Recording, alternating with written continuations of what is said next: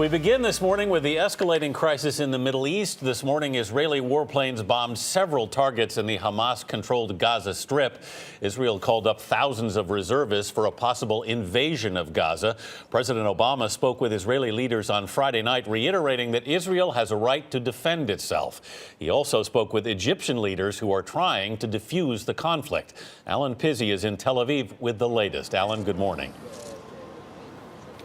Good morning, Anthony. Well, there's been some vague talk of a ceasefire, but the reality on the ground is quite another story. This morning, Hamas managed to hit the southern Israeli city of Ashdod with 4 rockets, and the retaliation continued unabated. An Israeli airstrike demolished a building in the Jabalia area of Gaza, and there were reports of civilians among the casualties. At least half of the Palestinians killed in the conflict so far have been civilians, including at least 8 children and a pregnant woman.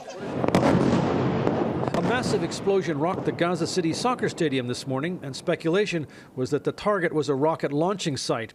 The Israeli bombing campaign expanded into other areas and included the government infrastructure. The cabinet headquarters was flattened.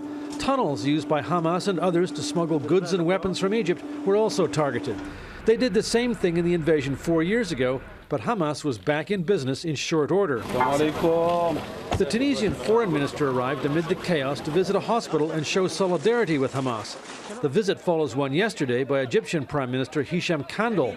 Egypt says it is willing and working to negotiate a ceasefire. The Islamist government there is allied with Hamas, but is also party to a 1979 peace treaty with Israel. The Israelis insist everything is Hamas's fault.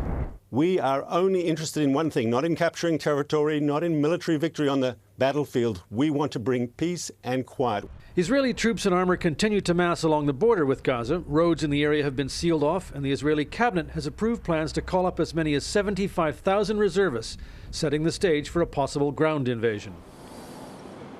Today, the Israeli military deployed a battery of its so-called Iron Dome anti-missile system right here in Tel Aviv. 4 are already operational in the south.